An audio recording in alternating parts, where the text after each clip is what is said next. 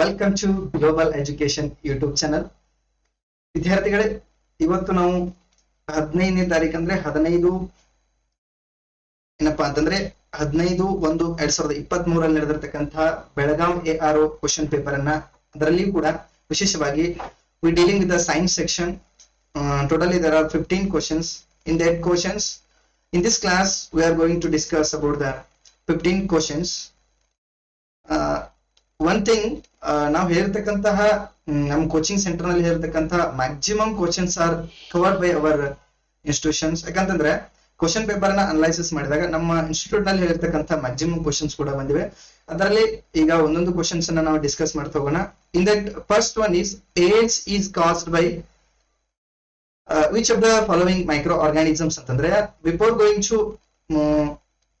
Deal with this question, we understand what is microorganism. What is microorganisms? Here the word itself says micro means very small. Microorganisms are very small objects we cannot see through the naked eyes. These organisms called microorganisms. In that bacteria also comes, viruses also comes, protozoans, and these are the some microorganisms. Okay, in that the question is AIDS is caused by, the first option is bacteria, the second one is pig, and third one is rat, and fourth one is virus. Okay, AIDS is caused by the virus called HIV. HIV, this is the name of virus. It causes the AIDS. Okay, and there are many viral diseases. Okay, in the previous year many questions were asked from this chapter. Virus ಇಂದ ಹಲವಾರು ರೋಗಗಳು ಬರ್ತವೆ. ಅದರಲ್ಲಿ ನೋಡ್ರಿ ಯಾವ ಅಂತಂದ್ರೆ, how to remember the names of viral diseases. One code is there in Kannada: A common, see the poem. In many army exams, one question is from microorganisms. In that, here A means AIDS, Ka means common in English we call jaundice. ಇದು question ಆಗಿದೆ ಏನಂತಂದ್ರೆ jaundice ಅಂತಂದ್ರೆ eyes colour turn into yellow. ಇದು many times he asked this question. ಯಾವ colour ಆಗತ್ತೆ ಅಂದ್ರೆ yellow. Ka means here kamal in Kannada we call it as kamal in English jaundice. Next, Ma means manganabau in English we call mumps virus. Next one, negative. Already know this. Negative means this is a cold, common cold. Next, C means sidibu. It means chicken pox. Chicken pox. Okay, chicken pox ಅಂತಂದ್ರೆ ನೀವು ಗಣಸ್ಲಿ ಅಂತ ಕರಿತೀವಿ. ನಾವು local language ಅಲ್ಲಿ ಇದಕ್ಕೆ ಏನಂತಂದ್ರೆ ಗಣಸ್ಲಿ ಅಂತ ಕರಿತೀವಿ. Next, dadar in English measles. Many times these questions will appear in army exams. Okay, these are the next very popular. This is polio is from virus. Next one, influenza is also from a virus. These are the viral diseases. Okay, once again we repeat this AIDS, jaundice, mumps. Next, common cold. Next, this is sidabu in chickenpox, dadar, measles, polio, influenza. These are all viral diseases. Okay, next we move on to the next option. Here bacteria is there. There are many bacterial diseases. One question is fixed from this chapter. Remember, these bacterial diseases are, there is one more code for this bacteria, that is new, kaka, daddi, asi, go. Here one code is in Kannada. New means this is pneumonia. Next, this is cholera. English also we called it as cholera. Next, K means kshaya. In English we call it as TB. ಇದು question ಕೂಡ ಬಹಳಷ್ಟು ಸಲ repeat ಆಗಿದೆ. TB is caused by the bacteria. Next, this is ಧನುರ್ವಾಯು. In English we call it as tetanus. Like that, this is the diphtheria. In English also we call it as a diphtheria. One more, this is anthrax. This is bacterial disease. This is syphilis. In English also syphilis. This is gonorrhea. One more questions from this is, there are sexual diseases. I mean, these sexual diseases spread through the unsafety sexes. Okay, sexual diseases are syphilis, next gonorrhea, and very popular, that is AIDS.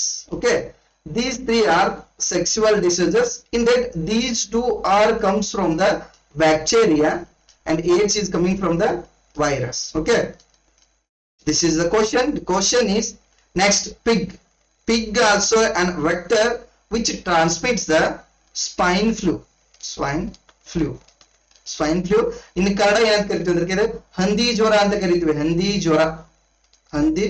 ಜ್ವರ ಇದು ಏನಂತಂದ್ರೆ ಇದಕ್ಕೆ ಏನಂತ ಕರಿತೀವಿ ಅಂದ್ರೆ H1N1 ಅಂತ ಕರಿತೀವಿ ನಾವು. ಏನಂತೀವಿ ಅಂದ್ರೆ H1N1 ಹಂದಿ ಜ್ವರ ಅಂತ ಕರಿತೀವಿ.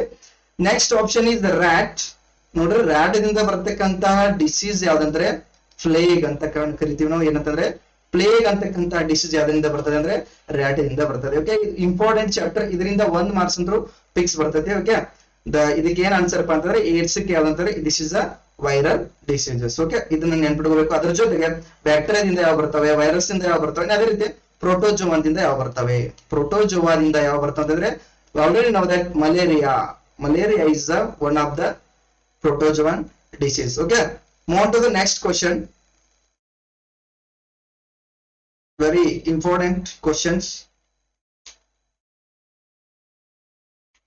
See here, the oil rises up in oil lamp by the principle of. Okay, second question, the oil rises up in oil lamp by the principle of. ಯಾವ ತತ್ವದ ಆಧಾರದ ಮೇಲೆ ಎಣ್ಣೆ ದೀಪ ಏನಾಗತ್ತಪ್ಪ ಅಂದ್ರೆ ಅದರಲ್ಲಿ ಇರ್ತಕ್ಕಂಥ ಎಣ್ಣೆ ಮೇಲೆ ಹೋಗುತ್ತೆ. ಇದು ಯಾವ ತತ್ವದ ಆಧಾರದ ಮೇಲೆ ಅಂತಕ್ಕಂಥದ್ದು ಕ್ವಶನ್ ಇದೆ. Very easiest questions. We have to remove the option first. The first question is gravitation. Gravitation means the force attracted towards the earth. Okay, earth have its own gravity. That gravity is 9.8 meter per second square. You know that. Okay, the first option is the gravitation. The oil rises up. ನೋಡ್ರಿ, oil rises up ಮೇಲ್ಗಡೆ ಹೋಗ್ತಂದ್ರೆ ಅದಕ್ಕೆ ಏನಪ್ಪಾ ಅಂದ್ರೆ ಅಲ್ಲಿ gravitation ಏನಾಗಿಲ್ಲ, apply ಆಗಂಗಿಲ್ಲ. We easily remove this option. Then the second option is capillary action. Capillary actions means the movement of liquid from the pores. Pores means ರಂಧ್ರ ಅಂತ ಕರಿತೀವಿ ನಾವು. pores. Okay, ರಂಧ್ರಗಳು ಇರ್ತಾವ. ಈಗ ನೋಡ್ರಿ, ಆಯಿಲ್ ಲ್ಯಾಂಪ್ ಅಂದ್ರೆ ಎಣ್ಣೆ ದೀಪ ಅಂತ ಕರಿತೀವಿ ನಾವು. ಈಗ ಎಣ್ಣೆ ದೀಪ ಹಚ್ಚಿರ್ತೀವಿ, ಅದ್ರಲ್ಲಿ ಏನಂತಂದ್ರೆ ಆಯಿಲ್ ಹಾಕಿರ್ತೀವಿ, ಇಲ್ಲಿ ಏನಂತಂದ್ರೆ ಕಾಟನ್ ಅನ್ನ ಯೂಸ್ ಮಾಡಿರ್ತೀವಿ. ಈ ಕಾಟನ್ ಅಲ್ಲಿ ಇರ್ತಕ್ಕಂತ ಹೋಲ್ಸ್ ಮೂಲಕ ಏನಾಗುತ್ತೆ ಅಂದ್ರೆ ದ ಆಯಿಲ್ ರೈಸಸ್ ಅಪ್ ಆಗತ್ತೆ. Take one more example. ಈಗ ನೀವು ಒಂದು ಪೇಪರ್ ಹಾಳಿ ತಗೊಂಡಿರ್ತೀರಿ, ಅಲ್ಲಿ ಏನಪ್ಪಾ ಅಂದ್ರೆ ಲಾಸ್ಟ್ ನೀವು ಏನಂದ್ರೆ ಇದನ್ನ ವೆಟ್ ಮಾಡಿದ್ರೆ ಅಂದ್ರೆ ಹಸಿ ಮಾಡಿದ್ರೆ ಏನಾಗತ್ತೆ, automatically the water will spread throughout the paper due to the capillary action. Okay, here the answer for this question is capillary action. Okay, next option is buoyancy, means the floating of objects. Okay, float ಆಗೋದು ಏನಂತಂದ್ರೆ objects ಏನಾಗೋದು floating ಆಗೋದು ಎಲ್ಲಿ ಅಂತಂದ್ರೆ ಅದಕ್ಕೂ buoyancy ಅಂತ ಕರಿತೀವಿ. The process of floating, these two are near answers. Okay, the for this question our answer is capillary action. Okay, capillary action in Kannada ಇದಕ್ಕೆ ಏನಂತ ಕರಿತೀವಿ ಅಂದ್ರೆ ನಾವು ಲೋಮನಾಳ ಕ್ರಿಯೆ ಅಂತ ಕರಿತೀವಿ. ಲೋಮನಾಳ ಕ್ರಿಯೆ, ಇದರ ಆನ್ಸರ್ ಏನಂದ್ರೆ ಲೋಮನಾಳ ಕ್ರಿಯೆ. Okay, this is also very easiest question. Next, we already discussed in our regular classes. See, one more very easiest and very important questions here. Which element is found in hemoglobin? This is very easiest and repeated questions for exam. Okay, which element is found in hemoglobin? Before going to answer these questions, what is hemoglobin? What is hemoglobin? Hemoglobin is a name of protein. This is the name of protein which found in blood. Okay, ಎಲ್ಲಿ ಇರುತ್ತಪ್ಪ ಅಂತಂದ್ರೆ haemoglobin ಇದು ರಕ್ತದಲ್ಲಿ ಕಂಡು ಬರ್ತದೆ. Haemoglobin ಎಲ್ಲಿ ಇರ್ತದೆ, ರಕ್ತದಲ್ಲಿ ಕಂಡು ಬರ್ತದೆ. ಈ what is the function of hemoglobin once question ಆಗಿದೆ ಆರ್ಮಿಯಲ್ಲಿ. The function of hemoglobin is to transport the oxygen. Very important. ನಮ್ಮ ಬಾಡಿ ಒಳಗೆ ಯಾಕೆ HB ಲೆವೆಲ್ ಕಡಿಮೆ ಆಗೈತಿ ಅಂತಂದ್ರೆ that is reduce of oxygen level in our body. ನಿಮ್ಮಲ್ಲಿ haemoglobin level ಕಡಿಮೆ ಆಗಿದ್ರೆ ಏನಾಗಿರ್ತದೆ ಅಂದ್ರೆ ಆಕ್ಸಿಜನ್ ಲೆವೆಲ್ ಏನಾಗತಿ, ಕಡಿಮೆ ಆಗತಿ. Okay, One more function of hemoglobin is it gives a red color to our blood. ರಕ್ತಕ್ಕೆ ಕೆಂಪು ಬಣ್ಣವನ್ನ ಕೊಡ್ತಕ್ಕಂತಹ ಪ್ರೋಟೀನ್ ಯಾವ್ದಂತಂದ್ರೆ ಹಿಮೋಗ್ಲೋಬಿನ್. ಯಾವ ತರ ಕ್ವಶನ್ ಆಗಿ ನೋಡಿದ್ರ ಮೇಲೆ ಒಂದು ಕ್ವಶನ್ ಏನ್ ಕೇಳಿದಾರೆ, ರಕ್ತದಲ್ಲಿ ಕಂಡು ಬರ್ತಕ್ಕಂತಹ ಪ್ರೋಟೀನ್ ಪ್ರೆಸೆಂಟ್ ಇನ್ ಬ್ಲಡ್ ಅಂತ ಕೇಳಿದ್ದಾರೆ. Next what is the function of haemoglobin ಅಂತ ಕ್ವಶನ್ ಆಗಿದೆ. Okay, these two questions are on this topic, that is haemoglobin. Okay, here which element is found in haemoglobin ಅಂತಂದ್ರೆ ಇಲ್ಲಿ ನೋಡ್ರಿ, first option is iodine, second option is none of these, third option is iron, the fourth option is phosphorus. Here the answer is iron. Iron is the answer. If the iron content in our body decreases, automatically the number of hemoglobins will be decreases. Okay, ನಮ್ಮ body ಒಳಗೆ ಯಾವಾಗ iron ಹೆಚ್ಚಾಗತ್ತಾ, iron content ಹೆಚ್ಚಾದಾಗ ಏನಾಗತ್ತೆ ಅಂದ್ರೆ haemoglobin rice up ಆಗುತ್ತೆ. ನೋಡ್ರಿ, primary school ಅಲ್ಲಿ ಕೆಂಪು ಕಲರ್ ಗುಳಿಗೆ ಕೊಡ್ತಿದ್ರು ನಮಗೆ ಐರನ್, ಅದರಲ್ಲಿ ಯಾವ ಕಂಟೆಂಟ್ ಇರುತ್ತೆ, ಎಪಿ ಕಂಟೆಂಟ್ ಇರುತ್ತೆ, ಐ ಮೀನ್ ಐರನ್ ಕಂಟೆಂಟ್ ಇರುತ್ತೆ. ಯಾಕೆ ಸಣ್ಣ ವಯಸ್ಸಿನಲ್ಲಿ ಏನು ಜಾಸ್ತಿ ಗುಳಿಗೆಯನ್ನ ಕೊಡ್ತಾರೆ ರೆಡ್ ಕಲರ್ ಅಂತಂದ್ರೆ ಅದರಲ್ಲಿ ಕಬ್ಬಿನ ಅಂಶ ಇರುತ್ತೆ. ಆ ಕಬ್ಬಿನ ಅಂಶ ಇದ್ರೆ ಏನಾಗುತ್ತೆ ಅಂತಂದ್ರೆ ಬ್ಲಡ್ ಆಟೋಮೆಟಿಕ್ ಬಾಡಿ ಒಳಗೆ ಬ್ಲಡ್ ಸಪ್ಲೈ ಆಗುತ್ತೆ. ಬ್ಲಡ್ ಸಪ್ಲೈ ಅಂತಂದ್ರೆ ಹಿಮೋಗ್ಲೋಬಿನ್ ಸಪ್ಲೈ ಆಗುತ್ತೆ. ಅಂದ್ರೆ ಆಕ್ಸಿಜನ್ ಜಾಸ್ತಿ ಎಷ್ಟು ಸಪ್ಲೈ ಆಗುತ್ತೆ ನಿಮ್ ಬಾಡಿಗೆ, ಅಷ್ಟು you become fit and healthy. Okay, that's why answer for this question is iron. Okay, like that iodine, this is also important questions. iodine ಮೇಲೆ ಯಾವ ತರ ಕ್ವಶನ್ಸ್ ಕೇಳ್ತಾ ಅಂತಂದ್ರೆ, ಈ ನೋಡ್ರಿ ಇಲ್ಲಿ ಅಯೋಡಿನ್ ಅಂತಕ್ಕಂಥದ್ದು ವೆರಿ ಇಂಪಾರ್ಟೆಂಟ್. ಈ ಅಯೋಡಿನ್ ಲ್ಯಾಕ್ ಆತಂದ್ರೆ ಅಥವಾ ಡೆಫಿಷಿಯನ್ಸಿ, ಅಯೋಡಿನ್ ಡೆಫಿಷಿಯನ್ಸಿ ಆದ್ರೆ ಯಾವ ಡಿಸೀಸ್ ಬರುತ್ತೆ ಅಂತಂದ್ರೆ ಗ್ವೈಟರ್ ಅಂತಕ್ಕಂಥ ಡಿಸೀಸ್ ಬರುತ್ತೆ. ಇನ್ ಕನ್ನಡದಲ್ಲಿ ಏನಂತ ಕರಿತೀವಿ, ಇದಕ್ಕೆ ನಾವು ಗೈಟರ್ ರೋಗ ಅಂತ ಕರಿತೀವಿ. ಯಾವುದರ ಕೊರತೆ ಆದ್ರೆ ಬರ್ತದೆ ಅಂದ್ರೆ this is due to iodine deficiency. Iodine ನ್ಯೂನ್ಯತಾ ಕಾಯಿಲೆ ಅಂತ ಕರಿತೀವಿ, ಇದು ಕ್ವಶನ್ ಆಗಿದೆ. ಅಯೋಡಿನ್ ಕೊರತೆಯಿಂದ ಬರ್ತಕ್ಕಂಥ ರೋಗ ಯಾವ್ದು ಕೇಳಿದ್ರೆ ದಟ್ ಈಸ್ ಗೈಟರ್ ಅಂತ ನಾವು ಇಲ್ಲಿ ಕಂಡಿಡ್ತೀವಿ. ಬಟ್ ಕ್ವಶನ್ ಎದಕ್ಕೆ ರಿಲೇಟೆಡ್ ಅಂತಂದ್ರೆ ಇಲ್ಲಿ ಹಿಮೋಗ್ಲೋಬಿನ್ ರಿಲೇಟೆಡ್ ಇದೆ. ಈ ಅಯೋಡಿನ್ ಯಾಕೆ ಬೇಕಪ್ಪ ಅಂತಂದ್ರೆ this is also very important. Thyroxine production ಆಗ್ಬೇಕಂತಂದ್ರೆ ನಮ್ಮ ಬಾಡಿ ಒಳಗೆ ಥೈರಾಕ್ಸಿನ್ ಹಾರ್ಮೋನ್ ರಿಲೀಸ್ ಆಗ್ಬೇಕಂತಂದ್ರೆ ಇಟ್ ನೀಡ್ಸ್ ಅಯೋಡಿನ್. ಏನ್ ಬೇಕಂದ್ರೆ ಅದಕ್ಕೆ ಅಯೋಡಿನ್ ಬೇಕು. ಈ ಥೈರಾಕ್ಸಿನ್ ಯಾವ ಗ್ರಂಥಿಯಿಂದ ಸ್ರವಿಕೆ ಆಗುತ್ತೆ, it secretes from the thyroid gland. ಎದರಿಂದ ಬರುತ್ತೆ ಅಂತಂದ್ರೆ ಅದು ಥೈರಾಯ್ಡ್ ಗ್ರಂಥಿಯಿಂದ ಏನಾಗತ್ತಪ್ಪ ಅಂತಂದ್ರೆ ಥೈರಾಕ್ಸಿನ್ ಹಾರ್ಮೋನ್ ಬರುತ್ತೆ. ಸರ್ ಯಾಕೆ ಈ ಥೈರಾಕ್ಸಿನ್ ಇಂಪಾರ್ಟೆಂಟ್ ಅಂತಂದ್ರೆ this is called as the personality hormone ಅಂತ ಕರಿತೀವಿ. ಏನಂತಂದ್ರೆ personality hormone.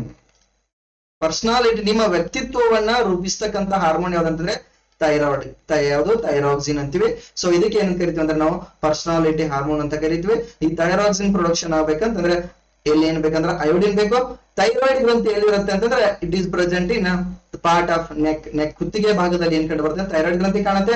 The symptoms of goitre ಏನಂತಂದ್ರೆ ಊದಿರ್ತಕ್ಕಂತಹ ಸ್ವಾಲನ್ ಏನಾಗಿರ್ತದಪ್ಪ ಅಂತಂದ್ರೆ ನೆಕ್ ಆಗಿರುತ್ತದೆ. ಸ್ವಾಲನ್ ನೆಕ್ ಅಂದ್ರೆ ಊದಿಕೊಂಡಿರ್ತಕ್ಕಂತಹ ಒಂದು ಕುತ್ತಿಗೆ ಏನಂತಂದ್ರೆ ಈ ರೋಗದ ಲಕ್ಷಣ, ಯಾವುದು ಗೈಟರ್ ರೋಗದ ಲಕ್ಷಣ. ಓಕೆ, ನೆಕ್ಸ್ಟ್ ನೋಡ್ರಿ, ನೆಕ್ಸ್ಟ್ ಆಪ್ಷನ್ ಯಾಕೆ ಆಪ್ಷನ್ ಥ್ರೂ ಹೋಗ್ಬೇಕಂತಂದ್ರೆ ಇದು ನೆಕ್ಸ್ಟ್ ಕ್ವಶನ್ಸ್, ಈ ರಿಲೇಟೆಡ್ ಕ್ವಶನ್ಸ್ ಏನಂತಂದ್ರೆ ಬೇರೆ ಎಕ್ಸಾಮ್ ಗೆ ಬಂದಿವೆ. ಓಕೆ, ನೆಕ್ಸ್ಟ್ ಫಾಸ್ಫರಸ್ ಏನಂತಂದ್ರೆ ಇದರಲ್ಲಿ ಟೂ ಟೈಪ್ ಬರ್ತವೆ. ಒಂದು ರೆಡ್ ಫಾಸ್ಫರಸ್ ಅಂತ ಬರುತ್ತೆ, ಇನ್ನೊಂದು ವೈಟ್ ಫಾಸ್ಫರಸ್ ಅಂತ ಬರುತ್ತೆ. ರೆಡ್ ಫಾಸ್ಫರಸ್ ಅನ್ನ ಎಲ್ಲಿ ಬಳಸ್ತೀವಿ ಅಂತಂದ್ರೆ ನಾವು ಬೆಂಕಿ ಕಡ್ಡಿಗಳಲ್ಲಿ ಬಳಸ್ತೀವಿ. ಬೆಂಕಿ ಕಡ್ಡಿ ಮ್ಯಾಚ್ ಬಾಕ್ಸ್ ನಲ್ಲಿ ಬಳಸ್ತೀವಿ. ಇದನ್ನ ಏನಪ್ಪಾ ಅಂದ್ರೆ ಇಲಿಯ ಪಾಷಾಣವಾಗಿ ಬಳಸ್ತೀವಿ ಕೂಡ. ಇದನ್ನ ಎಲ್ಲಿ ಇಡ್ತೀವಿ ಅಂತಂದ್ರೆ ವಾಟರ್ ನಲ್ಲಿ ಸ್ಟೋರ್ ಮಾಡ್ತೀವಿ ನಾವು. ಯಾವ್ದಂತಂದ್ರೆ ಫಾಸ್ಫರಸ್ ಅನ್ನ ನೀರಿನಲ್ಲಿ ಸ್ಟೋರ್ ಮಾಡ್ತೀವಿ. ಇದಕ್ಕೆ ಮಂತ್ರ ಜಲ ಅಂತ ಕರೀತಾರೆ. ಯಾಕೆ ಕರೀತಾ ಅಂತಂದ್ರೆ ಇದು ನೀರಿನಲ್ಲಿ ಬಿಟ್ಟು ಹೊರತಂದ್ರೆ ಏನಪ್ಪಾ ಅಂದ್ರೆ ಬೆಂಕಿ ಹತ್ತುವಂತ ಸಾಧ್ಯತೆ ಇರ್ತದೆ. ಸೊ ಫಾಸ್ಫರಸ್ ಈ ಸ್ಟೋರ್ಡ್ ಇನ್ ವಾಟರ್, ಇದು ಕ್ವಶನ್ ಆಗಿದೆ. ಸೊ ನಾನು ಏನಪ್ಪಾ ಅಂದ್ರೆ ಡಿಟೇಲ್ ಆಗಿ ಅನಲೈಸಿಸ್ ಮಾಡ್ತಾ ಇರೋದು, ಯಾಕಂದ್ರೆ ಈ ಚಾಪ್ಟರ್ ಮೇಲೆ ಏನಂತಂದ್ರೆ ಕ್ವಶನ್ ಆಗಿವೆ. ನೆಕ್ಸ್ಟ್ ಇದೇ ರೀತಿ ಇನ್ನೊಂದು ಏನಂತಂದ್ರೆ ಸೋಡಿಯಂ ಮತ್ತು ಪೊಟ್ಯಾಸಿಯಂ ಏನ್ ಬರ್ತವೆ, ಸೋಡಿಯಂ ಮತ್ತು ಪೊಟ್ಯಾಸಿಯಂ ಲೋಹಗಳನ್ನ ಎಲ್ಲಿ ಸ್ಟೋರ್ ಮಾಡ್ತಾರೆ, you know this answer, that is ಏನಂತಾರೆ ಇದಕ್ಕೆ ಕೆರೋಸಿನ್. ಕೆರೋಸಿನ್ ಅಲ್ಲಿ ಏನ್ ಮಾಡ್ತೀವಿ ಅಂತ ನಾವು ಸೀಮೆ ಎಣ್ಣೆಯಲ್ಲಿ ಏನ್ ಮಾಡ್ತೀವಿ, ಸೋಡಿಯಂ ಮತ್ತು ಪೊಟ್ಯಾಸಿಯಂ ಅಂತಕ್ಕಂಥ ಲೋಹಗಳನ್ನ ನಾವು ಸ್ಟೋರ್ ಮಾಡ್ತೀವಿ. ಯಾಕಂದ್ರೆ ಇಟ್ ರಿಯಾಕ್ಟ್ಸ್ ವಿತ್ ಆಕ್ಸಿಜನ್, ವಾತಾವರಣದಲ್ಲಿ ವರ್ತಿಸಿ ಏನಾಗುತ್ತೆ ಅಂತಂದ್ರೆ ಬೆಂಕಿ ಎತ್ತುಕೊಳ್ತಕ್ಕಂತ ಸಾಧ್ಯತೆ ಇರ್ತದೆ. ಸೊ ಥರ್ಡ್ ಕ್ವಶನ್ಸ್ಗೆ ನಾವು ಆನ್ಸರ್ ಅನ್ನ ಕಂಡುಕೊಂಡಿವಿ, that is answer is iron. Okay, answer ಏನಾಗುತ್ತೆ, ಮೂರನೇ ಕ್ವಶನ್ಗೆ ಐರನ್ ಆಗತ್ತೆ. ನೆಕ್ಸ್ಟ್ ನೋಡ್ರಿ, ನೆಕ್ಸ್ಟ್ ಕ್ವಶನ್ ಏನಿದೆ,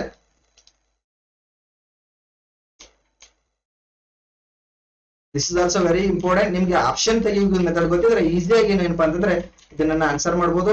ಕೋಚಿಂಗ್ ನಲ್ಲಿ ಹೇಳ್ಕೊಟ್ಟಿದ್ವಿ ಇದನ್ನ.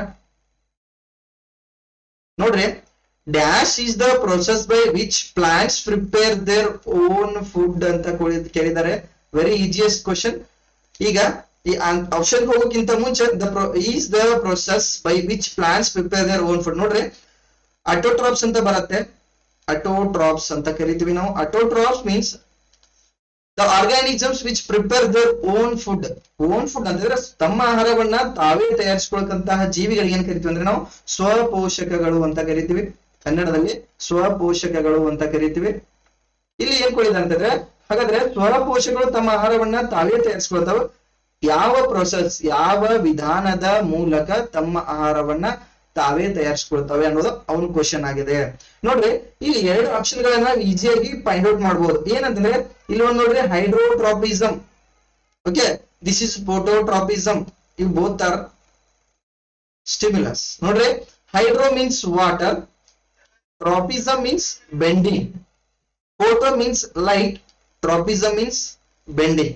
ಮೊದಲ ಆಪ್ಷನ್ ಅನ್ನ ಅನಲೈಸಿಸ್ ಮಾಡ್ತಾ ಹೋಗೋಣ, ಯಾಕಂದ್ರೆ many questions are related to this question, so I am dealing with options. Okay, hydro means water, tropism means bending. Here some plants bend towards the water ಅಂತಂದ್ರೆ ನೀರ್ ಯಾಕಡೆ ಇರುತ್ತೆ ಆ ಕಡೆ ಏನಾಗವ ಅಂತಂದ್ರೆ ಕೆಲವು ಪ್ಲಾಂಟ್ಸ್ ಗಳು ಏನಾಗವ ಅಂತಂದ್ರೆ ಬೆಂಡ್ ಆಗವ. So the bending of plants towards the water is called hydrotropism. This is not answer for this question. Next, transpiration. Second option is the transpiration. This is also previous question. Nodri, transpirations means the loss of water in the form of water vapor.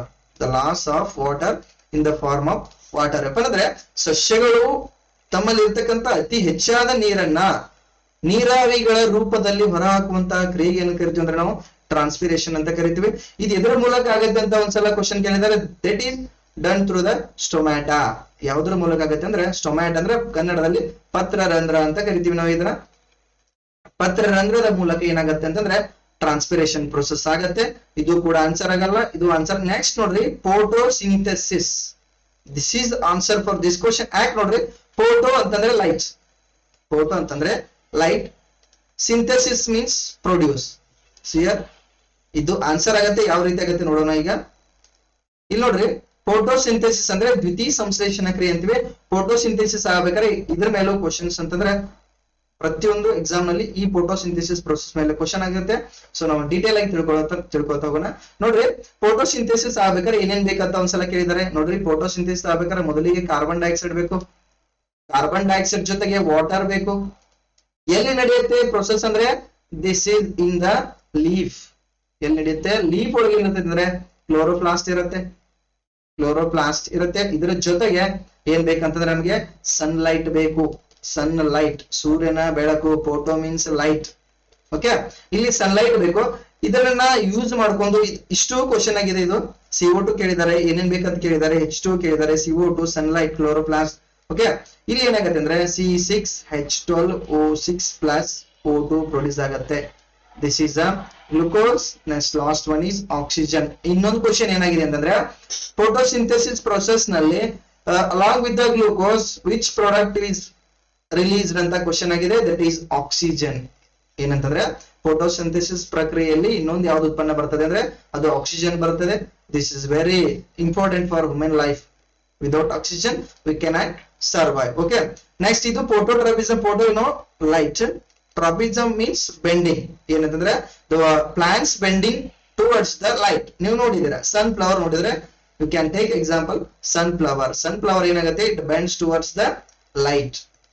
ಇದು common example ನೋಡ್ರಿ. Light ಆ ಕಡೆ ಇರುತ್ತೆ, ಆ ಕಡೆ ಏನಾಗುತ್ತೆ ಅಂದ್ರೆ ಸನ್ flower bend ಆಗುತ್ತೆ. ಇಲ್ಲಾಂದ್ರೆ ಯು ಕ್ಯಾನ್ ಎಕ್ಸ್ಪೆರಿಮೆಂಟ್ ಬೈ ನೋಡ್ರಿ. ನೀವು ಒಂದು ಕಿಟಕಿ ಬಾಜುಕ್ ಒಂದ ಏನಪ್ಪಾ ಅಂದ್ರೆ ಒಂದು ಪಾಟ್ ಅನ್ನ ಇಟ್ರೆ that trees bend towards the light. This is called phototropism. Hydrotropism means the movement of plants towards the water. Transpiration means the loss of water in the form of water vapor. Okay, this is very easiest question. Next, move on to the next question. That is, which of the following pollution causes acid rain? Nodri idr melu kuda ಒಂದು important question ಬರುತ್ತೆ. which of the following pollution causes acid rain ಅಂತ ಕೇಳಿದ್ದಾರೆ.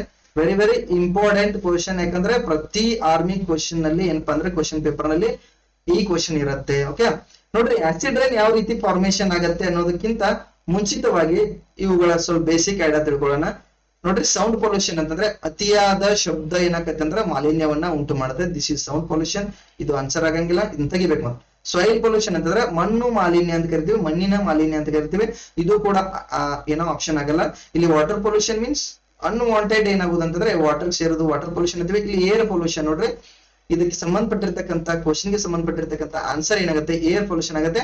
ಆದ್ರೆ ಯಾವ ರೀತಿ acid rain ಆಗುತ್ತೆ ಅನ್ನೋದನ್ನ ನಾವೀಗ ಕ್ಲಿಯರ್ ಆಗಿ ತಿಳ್ಕೊಂಡು, ಯಾಕಂದ್ರೆ many times as the question acid rain. ನೋಡ್ರಿ ಆಸಿಡ್ ರೈನ್ ಎದರಿಂದ ಆಗತ್ತಪ್ಪ ಅಂತಂದ್ರೆ ನಾವು ಫ್ಯಾಕ್ಟರಿಗಳಿಂದ ಬರ್ತಕ್ಕಂಥ ಸಲ್ಫರ್ ಡೈಆಕ್ಸೈಡ್, ನೋಡ್ರಿ ಇದು ಕ್ವಶನ್ ಆಗಿದೆ, sulphur dioxide, next nitrogen dioxide and carbon dioxide. These are the gases causes acid rain. Very important. This is previous year question agide. Sulfur dioxide, nitrogen dioxide and carbon dioxide. These three gases causes acid rain. How they causes the acid rains? Here, when the SO2 gas combines with the water molecule, this form the sulfuric acid H2SO4. This is the name of acid, that is sulfuric acid. Next, the second one is NO2, nitrogen oxide combines with the water, it forms HNO3. This is also an acid called nitric acid. Here the sulfuric acid, this is the nitric acid. Like that, CO2 combines with the water vapor in the atmosphere. This is formed the C2H2O. Sorry, H2CO2. This is a carbonic acid. This is carbonic acid. Okay, these question ಯಾವ ತರ ಕೇಳ್ತಾರೆ ನೋಡ್ರಿ. ಇಲ್ಲಿ question ಬಂದಿರತಕ್ಕಂಥದ್ದು acid rain ಗೆ ಕಾರಣ ಯಾವ್ದನ್ನ ಕೇಳ್ತಾರೆ. ದಿಸ್ ಇಸ್ ಏರ್ ಪೊಲ್ಯೂಷನ್ ಅಂತ ನೀವು ಆನ್ಸರ್ ಹೇಳಿದ್ರೆ ಸಾಕಾಗಲ್ಲ. ದಿಸ್ ಜೊತೆ ಇದರ ಎಕ್ಸ್ಪ್ಲನೇಷನ್ ಕೂಡ ತಿಳ್ಕೋಬೇಕು. ಯಾವ ಗ್ಯಾಸಸ್ ಅಂತಂದ್ರೆ ಒಂದು sulphur dioxide, nitrogen dioxide, carbon dioxide ಆಗಿದೆ. ಕ್ವಶನ್ ಆಗಿದೆ ಯಾವ್ಯಾವ ಆಸಿಡ್ ಫಾರ್ಮ್ ಆಗುತ್ತೆ ಅಂತ ಆಗಿದೆ. ಸಲ್ಫ್ಯೂರಿಕ್ ಆಸಿಡ್ ಆಗಿರ್ಬೋದು, ನೈಟ್ರಿಕ್ ಆಸಿಡ್ ಆಗಿರ್ಬೋದು, next carbonic acid. The 3 gases causes the air pollution and this due to acid rain. Okay, move on to the next question. Next question nodri, how many walls does a human heart have ಅಂತಂದ್ರೆ walls ನೋಡ್ರಿ, wall is differ from the chamber ಗೂ ಮತ್ತು wall ಗೂ difference ಇದೆ. But in human being ಅಂತ ಕೇಳಿದರೆ human heart ನಲ್ಲಿ ಎಷ್ಟಿವೆ ಅಂತಂದ್ರೆ the answer is 4. ಎಷ್ಟು ಅಂತಂದ್ರೆ 4 ಚೇಂಬರ್ ಜೊತೆಗೆ ವಾಲ್ಸ್ ಕೂಡ 4 ಇವೆ. ಇದನ್ನ ಯಾವ ರೀತಿ ಈಸಿಯಾಗಿ ಕೇಳ್ತಾರೆ ಅಂದ್ರೆ ಹಾರ್ಟ್ ಚೇಂಬರ್ ಮೇಲೆ ಒಂದು ಕ್ವಶನ್ ಇರುತ್ತೆ, ಹಾರ್ಟ್ ರಿಲೇಟೆಡ್ ಹಂಗೆ ಒಂದು ಕ್ವಶನ್ ಇರುತ್ತೆ ನೋಡ್ರಿ. ಇಲ್ಲಿ ತಿಳ್ಕೊಳ್ರಿ, ಮೊದಲಿಗೆ ಏನಂತಂದ್ರೆ ಫಿಶ್ ಗಳಲ್ಲಿ ಎಷ್ಟು ಹಾರ್ಟ್ ಚೇಂಬರ್ ಇರ್ತವೆ. ಫಿಶ್ ಅಲ್ಲಿ ಎಷ್ಟಿರ್ತಾವ ಅಂತಂದ್ರೆ 2 ಚೇಂಬರ್ ಹಾರ್ಟ್ ಇರುತ್ತವೆ. ಫಿಶ್ ನಲ್ಲಿ ಎಷ್ಟಿರ್ತಾವ ಅಂದ್ರೆ 2 ಚೇಂಬರ್ ಇರುತ್ತೆ. ನೆಕ್ಸ್ಟ್ ಆಂಫಿಬಿಯನ್ಸ್ ಪ್ರತಿ ಸಲ ಕ್ವಶನ್ ಆಗ್ತವೆ. ಆಂಫಿಬಿಯನ್ಸ್ ನಲ್ಲಿ ಎಷ್ಟಾಗಂದ್ರೆ ಉಭಯವಾಸಿಗಳು ಅಂತ ಕರಿತೀವಿ ನಾವು, ಅದ್ರಲ್ಲಿ ಎಷ್ಟು ಅಂತಂದ್ರೆ 3 ಇರುತ್ತವೆ. ನೆಕ್ಸ್ಟ್ ರೆಪ್ಟೈಲ್ಸ್ ಅಂತ ಕರಿತೀವಿ ನಾವು. ರೆಪ್ಟೈಲ್ಸ್ ಅಂದ್ರೆ ಸರೀಸೃಪಗಳಲ್ಲಿ 3 ಇರ್ತವೆ. ಏನಪ್ಪಾ ಅಂತಂದ್ರೆ ಒಂದನ್ನ ಹೊರತುಪಡಿಸಿ ಅದು ಯಾವ್ದಂತಂದ್ರೆ ಕ್ರೊಕೊಡೈಲ್ ಅನ್ನ ಬಿಟ್ಟು ಏನಪ್ಪಾ ಅಂದ್ರೆ ಕ್ರೊಕೊಡೈಲ್ ಎಷ್ಟು ಕಂಡು ಬರ್ತಾವ ಅಂತಂದ್ರೆ 4 ಹಾರ್ಟ್ ಚೇಂಬರ್ ಕಂಡು ಬರ್ತವೆ. ನೆನಪಿರಲಿ, ಇದ್ರ ಮೇಲೆ ಒಂದು ಕ್ವಶನ್ ಬರುತ್ತೆ. ಒಂದು ಫಿಶ್ ನಲ್ಲಿ 2 ಚೇಂಬರ್ಸ್ ಇದ್ರೆ, ಆಂಫಿಬಿಯನ್ಸ್ ಅಲ್ಲಿ 3, ರೆಪ್ಟೈಲ್ಸ್ ಅಲ್ಲೂ 3. ಅದನ್ನ ಏನಂತಾರೆ ಕ್ರೊಕೊಡೈಲ್ ಅನ್ನ ಒಂದು ಬಿಟ್ ಏನಂತಂದ್ರೆ ಉಳಿದ್ರೆಲ್ಲ 3 ಕಂಡು ಬರ್ತವೆ. ಇನ್ನ ಹ್ಯೂಮನ್ ಹಾರ್ಟ್ ಅಲ್ಲಿ ಎಷ್ಟಿರ್ತಾವ ಅಂದ್ರೆ 4 ಚೇಂಬರ್ಸ್ ಇರ್ತವೆ. ಇನ್ನ ಬರ್ಡ್ಸ್ ಅಲ್ಲಿ ಕೂಡ 4 ಚೇಂಬರ್ಸ್ ನಮ್ಗೆ ಕಂಡು ಬರ್ತವೆ. ಇದು ಇಂಪಾರ್ಟೆಂಟ್ ಕ್ವಶನ್, ಯಾಕಂದ್ರೆ ಹಾರ್ಟ್ ಚೇಂಬರ್ ಮೇಲೆ ಪ್ರತಿ ಸಲ ಕ್ವಶನ್ ಅನ್ನ ಕೇಳ್ತಾರೆ. ಓಕೆ, ಇನ್ನ ಹಾರ್ಟ್ ಬೀಟ್ ಅನ್ನ ಇದರಲ್ಲಿ ಅಂದ್ರೆ ಸ್ಟೆಥೋಸ್ಕೋಪ್ ಅಲ್ಲಿ ಏನ್ ಮಾಡ್ತೀವಿ ಅಂತಂದ್ರೆ ಹಾರ್ಟ್ ಬೀಟ್ ಅನ್ನ ಅಳಿತೀವಿ. ಇನ್ನ ಬ್ಲಡ್ ಪ್ರೆಷರ್ ಅನ್ನ ಇದರಲ್ಲಿ ಅಂತಂದ್ರೆ ಸಿಗ್ಮೋಮೈನೋಮೀಟರ್ ಇನ್ಸ್ಟ್ರೂಮೆಂಟ್ ಅನ್ನ ಯೂಸ್ ಮಾಡಿ ಏನಪ್ಪಾ ಅಂದ್ರೆ okay and detect the blood pressure of human being. ನೋಡೋಣ, ಆಪ್ಷನ್ ನೋಡೋಣ, ಮೇಲೆ ಇರ್ಬೇಕ್ರಿ.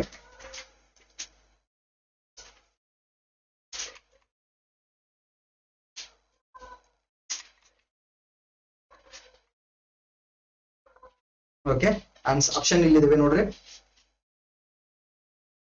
The answer for this question is 4. Okay, ಇದಕ್ಕೆ ಆನ್ಸರ್ ಏನಾಗುತ್ತೆ ಅಂತಂದ್ರೆ 4 ಆನ್ಸರ್ ಆಗುತ್ತೆ. ನೆಕ್ಸ್ಟ್ ನೋಡ್ರಿ, mixing of red colour gives dash. ನೋಡ್ರಿ, ಈ ಕ್ವಶನ್ ಏನಂತಂದ್ರೆ ಇದನ್ನ ಪೆಂಡಿಂಗ್ ಇಡುವ ಕ್ವಶನ್. ಯಾಕಂದ್ರೆ ಇಲ್ಲಿ ಏನ್ ಕೇಳಿದ್ರೆ ಅಂದ್ರೆ ಮಿಕ್ಸಿಂಗ್ ಅಂತ ಕೇಳಿದ್ದಾರೆ. ಮೋಸ್ಟ್ಲಿ ಇದು ಗ್ರೇಸ್ ಬರುವಂತ ಚಾನ್ಸ್ ಇರುತ್ತೆ. ಯಾಕಂದ್ರೆ ರೆಡ್ ಮತ್ತು ಗ್ರೀನ್ 2 ಕಂಬೈನ್ ಕಲರ್ ಕೂಡಿಸಿದ್ರೆ ಅಂದ್ರೆ ನೀವು 2 ಕಲರ್ ಅನ್ನ ಕೂಡಿಸಿದಾಗ ದಟ್ ಗಿವ್ಸ್ ಯೆಲ್ಲೋ ಕಲರ್. ಯಾವ ಕಲರ್ ಅಂದ್ರೆ ಹಳದಿ ಕಲರ್ ಅನ್ನ ಕೊಡ್ತವೆ. ಇಲ್ಲಿ ಮಿಕ್ಸಿಂಗ್ ಅಂತ ಕೇಳಿದಾರೆ. ನೀವು ನೋಡ್ರಿ ಕ್ವಶನ್ಸ್ ರಿಪೀಟ್ ಆಗಿದೆ. ಯಾಕಂದ್ರೆ ಗ್ರೀನ್ ಗೆಡ್ ಅಂದ್ರೆ ಯಾವ್ದೇ ತರ ಕ್ವಶನ್ ಕೇಳಿದ್ರೆ ಅಂದ್ರೆ ಒಂದು ರೆಡ್ ಇರ್ತದೆ, ಇಲ್ಲಿ ಒಂದು ರೆಡ್ ಕಲರ್ ಒಂದು ಆಬ್ಜೆಕ್ಟ್ ಇದೆ, ಅದರ ಮೇಲೆ ನೀವು ಗ್ರೀನ್ ಕಲರ್ ಲೇಯರ್ ಅಲ್ಲಿ ಅಂತಂದ್ರೆ ಪ್ಲಾಸ್ಟಿಕ್ ನೀವು ಒಂದು ಆಬ್ಜೆಕ್ಟ್ ನೋಡಿದಾಗ this will appear like a black. ಇದು ಯಾವ ತರ ಕಾಣುತ್ತೆ ಅಂದ್ರೆ ಬ್ಲಾಕ್ ಕಲರ್ ಕಾಣುತ್ತೆ. Agree with this question. But the question is mixing ಅಂತ ಕೇಳಿದ್ದಾರೆ. ನೀವು ರೆಡ್ ಅನ್ನ ಮತ್ತು ಗ್ರೀನ್ ಅನ್ನ ಮಿಕ್ಸ್ ಮಾಡಿದಾಗ it gives yellow. You can check the Google also. Okay, red ಮತ್ತು ಗ್ರೀನ್ ಅನ್ನ ನೀವು ಏನಪ್ಪಾ ಅಂದ್ರೆ ಕಂಬೈನ್ ಮಾಡಿದಾಗ, ಮಿಕ್ಸ್ ಮಾಡಿದಾಗ you will get the yellow colour. But there is no option. Okay, ಅದೇ ಕ್ವಶನ್ ಆಗಿರುತ್ತೆ ಅಂದ್ರೆ ಈ suppose object is in red colour, you can see through the green coloured paper, you can observe this as a black. Okay, ಈ ತರ question ಆಗಿದ್ರೆ I will agree with this answer. But the question is mixing ಅಂತ ಕೇಳಿದರೆ wait and see the for the key answer. Next ನೋಡ್ರಿ, ಮುಂದಿನ question ಹೋಗೋಣ.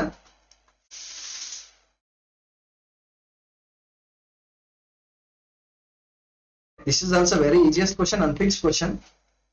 ನೋಡ್ರಿ, deficiency of vitamin A ಕಾಜಸ್. Okay, ನೀವು ಎ ತಿಳ್ಕೋಬೇಕು, ಡಿ ಬಗ್ಗೆ ಗೊತ್ತಿರಬೇಕು, C D E K. Okay, very important. Vitamins chapter is also very very important. ಯಾಕೆ important ಅಂದ್ರೆ ಒಂದು ನೋಡ್ರಿ, ಡೆಫಿಷಿಯನ್ಸಿ ಡಿಸೀಸ್ ಅಂತೂ ಪಕ್ಕ 100% he will ask in examination. Okay, first ನೋಡ್ರಿ, ವಿಟಮಿನ್ ಎ ಯಾವ ಡಿಸೀಸ್ ಬರುತ್ತೆ ಅಂದ್ರೆ night blindness is right answer. ನೋಡ್ರಿ, ನಿಮಗೆ ಎಲ್ಲ ನೋಡ್ರಿ ಕಾಮನ್ ಡಿಸೀಸ್. ಫೀವರ್ ಅಂದ್ರೆ ಜ್ವರ, this is not answer. Head Ek means ತಲೆನೋವು. ನೆಕ್ಸ್ಟ್ ಪ್ಲೇಗ್ ಅಂತಂದ್ರೆ already discuss in the first question. Plague ಅದರಲ್ಲಿ ಬರುತ್ತೆ ಅಂದ್ರೆ this is through the rat ಅಂತ ನಾವು ಆಲ್ರೆಡಿ ಡಿಸ್ಕಸ್ ಮಾಡಿದ್ವಿ. ಇದಕ್ಕೆ ಆನ್ಸರ್ ಏನಾಗುತ್ತೆ ಅಂದ್ರೆ ನೈಟ್ ಬ್ಲೈಂಡ್ನೆಸ್ ಆಗುತ್ತೆ. Okay, just recall the B is very very very very. C is scurvy, very important for army examination. D is rickets. E ಏನ್ ಬರುತ್ತಪ್ಪ ಅಂತಂದ್ರೆ ಏನಪ್ಪಾ ಅಂದ್ರೆ ಇನ್ಫರ್ಟಿಲಿಟಿ ಅಂತ ಕರಿತೀವಿ. ಅದಕ್ಕೆ ಏನಂತಂದ್ರೆ ಇನ್ಫರ್ಟಿಲಿಟಿ ಅಂತ ಕರಿತೀವಿ. ಸ್ಟೆರೈಲ್ ಅಂತ ಕರಿತೀವಿ. ಸ್ಟೆರೈಲ್ ಅಂದ್ರೆ ಬಂಜೆತನ, ಕನ್ನಡ ಏನ್ ಕರಿತೀವಿ ಅಂದ್ರೆ ಬಂಜೆತನ ಅಂತ ಕರಿತೀವಿ. ಏನಾಗಲ್ಲಪ್ಪ ಅಂದ್ರೆ ಮಕ್ಕಳಾಗೋ ಚಾನ್ಸಸ್ ಏನಾಗುತ್ತೆ ವಿಲ್ ಬಿ ಡಿಕ್ರೀಸಸ್ ಆಗುತ್ತೆ. Like that the last question is K. ಏನಂತಂದ್ರೆ ಇಲ್ಲಿ ಬ್ಲಡ್ ಕ್ಲಾಟಿಂಗ್ ಏನಾಗುತ್ತೆ ಅಂದ್ರೆ ಡಿಲೇ ಆಗುತ್ತೆ. ಬ್ಲಡ್ ಕ್ಲಾಟಿಂಗ್ ಡಿಲೇ ಆಗುತ್ತೆ. Okay, delayed blood clotting. ಇವೇನಪ್ಪ ಅಂದ್ರೆ ನಮಗೆ ನೆನಪಿರ್ಬೇಕು. ಪ್ರತಿ ಕ್ವಶನ್ ಪೇಪರ್ ನಲ್ಲಿ ನೀವು ನೋಡಬಹುದು, ಪ್ರತಿ ಪ್ರಿವಿಯಸ್ ಕ್ವಶನ್ ಅನಲೈಸ್ ಮಾಡಿದ್ರೆ ಈ ಕ್ವಶನ್ಸ್ 100% ಬರ್ತವೆ ಅಂತ ನಾವು ಹೇಳ್ಬೋದು. ವಿಟಮಿನ್ ಎ ಆಯ್ತು, ಅದಕ್ಕೆ ಆನ್ಸರ್ ಅಂತ ನೈಟ್ ಬ್ಲೈಂಡ್ನೆಸ್ ಆಗಿದೆ. ಇನ್ನೊಂದು ಕ್ವಶನ್ ಏನ್ ಕೇಳ್ತಾರೆ ಅಂದ್ರೆ ವಿಟಮಿನ್ ಸಂಬಂಧಪಟ್ಟಂಗೆ water soluble vitamins are B C. How can we remember this? ಬಿಸಿ ಏನಾಗತ್ತಪ್ಪ ಅಂದ್ರೆ ನೀರು, ಬಿಸಿ ನೀರು ಅಂತ ನೆನಪಿಟ್ರೆ we can easily tick the answer. Next like that A D E K. ಅಡಿಕೆ ನೀರಲ್ಲಿ ಕರಗ್ತದ? ನೋ, ಅಡಿಕೆ ನೀರಲ್ಲಿ ಏನಾಗುದಿಲ್ಲ, ಕರಗುದಿಲ್ಲ. ಎ ಡಿ ಇ ಕೆ ಏನಾಗುದಿಲ್ಲ, ಅಡಿಕೆ ನೀರಲ್ಲಿ ಕರಗುದಿಲ್ಲ. ಎದ್ರೋ ಕರಗ್ತಾವೆ ಸರ್? ಪ್ಯಾಟ್ ಒಳಗೆ ಕರಗ್ತಾವೆ. ಎದ್ರೋ ಕರಗ್ತಾವ ಅಂತಂದ್ರೆ fat. These are the fat soluble vitamins. This is B and C are the water soluble vitamins. ಇದು ಅಂತ ಅಂದ್ರೆ ಪ್ರಿವಿಯಸ್ ಇಯರ್ ಅಲ್ಲಿ ಕ್ವಶನ್ ಆಗಿದೆ. ನೋಡ್ರಿ, ನೆಕ್ಸ್ಟ್ ಕ್ವಶನ್ ನೋಡ್ರಿ. This is solar system. ಯಾಕಂದ್ರೆ ಸೋಲಾರ್ ಸಿಸ್ಟಮ್ ಸಂಬಂಧಪಟ್ಟಂತ ಒಂದು ಕ್ವಶನ್ ಐತಿ ನೋಡ್ರಿ. Generally dash generally called as the morning star or evening star ಅಂತ ನಾವು ಯಾವ್ದು ಕರಿತೀವಿ, ಯಾವ ಗ್ರಹವನ್ನ ಕರಿತೀವಿ ಅಂತ ನೋಡ್ರಿ. Total there are 8 planets in our solar system. Okay, ಎಷ್ಟು ಅಂತಂದ್ರೆ 8 ಪ್ಲಾನೆಟ್ಗಳದಾವ. ಅದ್ರಲ್ಲಿ ನೋಡ್ರಿ, ಇದಕ್ಕೆ ಏನಂತಂದ್ರೆ ಮುಂಜಾನೆ ನಕ್ಷತ್ರ, ಸಂಜೆ ನಕ್ಷತ್ರ. ಇದಕ್ಕೆ ಕರಿತೀವಿ ಅಂದ್ರೆ ವೇನಸ್. ಇನ್ ಮೀನ್ ಕನ್ನಡ ಏನಂತ ಕರಿತೀವಿ ಅಂದ್ರೆ ಶುಕ್ರ ಗ್ರಹವನ್ನ ಏನ್ ಕರಿತೀವಿ ಅಂದ್ರೆ, ನೀವು ಈಸಿಯಾಗಿ ಆನ್ಸರ್ ಅನ್ನ ಪೈಲಟ್ ಮಾಡ್ಬೋದು. ನೋಡ್ರಿ, ಸ್ಟಾರ್ ಅಂದ ತಕ್ಷಣ ನೀವು ನೋಡ್ರಿ, ಇದು ಮೂನ್ ಅನ್ನೋದು this is not a star, this is a satellite, natural satellite of earth. ನಿಮ್ಗೆ ಆಲ್ರೆಡಿ ನೋಡಿದ್ ದಿಸ್. ಓಕೆ, ಮೂನ್ ಅನ್ನೋದು ಅರ್ತ್ ನ್ಯಾಚುರಲ್ ಸ್ಯಾಟಲೈಟ್ ಆಗುತ್ತೆ. Sun is a star. Okay, this is morning star, evening star is here mention. There is no answer for this. Next here answer is Venus. Venus ಕನ್ನಡದಲ್ಲಿ ಶುಕ್ರ ಅಂತ ಕರಿತೀವಿ. ಶುಕ್ರ ಗ್ರಹಕ್ಕೆ ಮುಂಜಾನೆ ನಕ್ಷತ್ರ, ಸಂಜೆ ನಕ್ಷತ್ರ ಅಂತ ಕರಿತೀವಿ. ಇನ್ನ ಸೋಲಾರ್ ಸಿಸ್ಟಮ್ ಏನು ಅಂತಂದ್ರೆ ಒಂದು ಕ್ವಶನ್ ಏನಂತಾರೆ ಪಕ್ಕ 100% he will be asked. Okay, ಒಂದು ಕ್ವಶನ್ ಇರುತ್ತೆ. Okay, sun is a star. Sun is a star. Neptune is a planet. Neptune ಏನಂತಂದ್ರೆ planet ಅಂತ ಕರಿತೀವಿ. This is also natural satellites. Venus is a evening star, morning star ಅಂತ ಕರಿತೀವಿ. Okay, next ನೋಡ್ರಿ, we have very little time, so we move very fastly. Sorry for that. Next question, the 10th question. The age of tree can be ascertained by, ಅಂದ್ರೆ ನಾವೊಂದು ಸಸ್ಯದ ಒಂದು ಎಷ್ಟು age ಆಗಿವೆ, ಅದರ ವಯಸ್ಸು ಎಷ್ಟನ್ನ ಕಂಡುಹಿಡಿದು ಯಾವ ತರ ಕಂಡುಹಿಡಿದು ಅನ್ನೋದು ಕ್ವಶನ್ ಆಗಿದೆ. ಇದನ್ನು ಕೂಡ ಕ್ವಶನ್ ನಮ್ಮ coaching class global education coaching ನಲ್ಲಿ ನಾವು ಆಲ್ರೆಡಿ ಹೇಳಿದ್ವಿ. ಯಾಕಂದ್ರೆ ನೋಡ್ರಿ, first option is by its weight, ಅಂದ್ರೆ ತೂಕದ ಆಧಾರದ ಮೇಲೆ, ರಾಶಿಯ ಆಧಾರದ ಮೇಲೆ ನಾವು ಏನಂತಂದ್ರೆ ವಯಸ್ಸನ್ನ ಕಂಡುಹಿಡಿಯಲಿಕ್ಕೆ ಸಾಧ್ಯ ಇಲ್ಲ. ನೆಕ್ಸ್ಟ್ ಹೈಟ್, ಎತ್ತರದ ಆಧಾರದ ಮೇಲೆ ಕೂಡ ಕಂಡುಹಿಡಿಯಕ ಆಗುವುದಿಲ್ಲ. The answer for this question is animal rings. Animal rings means ವಾರ್ಷಿಕವಾಗಿ ಬರ್ತಕ್ಕಂಥ ಉಂಗುರಗಳ ಆಧಾರದ ಮೇಲೆ ನಾವು ಸಸ್ಯದ ವಯಸ್ಸನ್ನ ಕಂಡುಹಿಡಿತೀವಿ. ಯಾವ ರೀತಿ ನೋಡ್ರಿ, ಈಗ ನೀವು ಕಟ್ಟಿಗೆಯನ್ನ ಕಡ್ದಾಗ ನೋಡ್ಬೋದು, ನೀವು ಈ ತರ ರಿಂಗ್ಸ್ ಕಾಣ್ತವೆ ನಮ್ ಒಳಗಡೆ ಪ್ಲಾಂಟ್ಸ್ ನಲ್ಲಿ ಈ ತರ ರಿಂಗ್ಸ್ ಕಾಣ್ತವೆ. ಈ ರಿಂಗ್ ಗಳ ಆಧಾರದ ಮೇಲೆ ಏನಂತಂದ್ರೆ ಈ ಪ್ಲಾಂಟಿಂಗ್ ಇಷ್ಟು ಏಜ್ ಆಗಿದೆ ಅಂತಕ್ಕಂಥದ್ದನ್ನ we can identified. Okay, move on to the next question. See the question. This is also very easiest question. The question is, which instrument is used to measure purity of milk? Okay, the number of questions will repeat. Okay, concentrate on previous year question paper. Which instrument is used to measure purity of milk? ಅಂತಂದ್ರೆ ಕನ್ನಡದಲ್ಲಿ ಹಾಲಿನ ಪರಿಶುದ್ಧತೆಯನ್ನು ಅಳೆಯಲಿಕ್ಕೆ ಬಳಸತಕ್ಕಂತ ಸಾಧನ ಯಾವುದು ಅಂತಂದ್ರೆ ಕೇಳಿದ್ದಾರೆ. ಇಲ್ಲಿ ನೋಡ್ರಿ, thermometer. Okay, once you understand the meaning of this word, you can easily answer the question. Okay, therma means heat. Therma means heat ಅಂತಂದ್ರೆ this instrument used to detect the heat. Heat ಅಂತಂದ್ರೆ ಜ್ವರ ಬಂದವಂತಂದ್ರೆ heat ಆಗಿರುತ್ತದೆ, you can check by the thermometer. Thermometer ಅಂತಂದ್ರೆ heat ಅನ್ನ ಅಳೆಯಲಿಕ್ಕೆ ಬಳಸತಕ್ಕಂತ ಸಾಧನ thermometer ಆಗಿದೆ. None of these option ಇದೆ. Barometer. Barometer is instrument used to detect the pressure, atmospheric pressure ನ ನಾವು ಡಿಟೆಕ್ಟ್ ಮಾಡ್ಲಿಕ್ಕೆ ಏನ್ ಬಳಸ್ತೀವಿ ಅಂದ್ರೆ ಬ್ಯಾರೋಮೀಟರ್ ಅನ್ನ ಯೂಸ್ ಮಾಡ್ತೀವಿ. Like that the last option is lactometer. This for this question answer is lactometer. Lactometer is instrument use to measure the purity of milk. ಇದ್ರ ಮೇಲೂ ಕೂಡ ಒಂದೊಂದು ಕ್ವಶನ್ಸ್ ನಿಮ್ಗೆ ಎಕ್ಸಾಮ್ ನಲ್ಲಿ ಕೇಳ್ತಾರೆ. ಸೊ ಇದು ಕೂಡ ಇಂಪಾರ್ಟೆಂಟ್ ಕ್ವಶನ್ ಆಗಿದೆ. ನೋಡ್ರಿ, ನೆಕ್ಸ್ಟ್ ಕ್ವಶನ್ ಹೋಗೋಣ. 11th questions completed.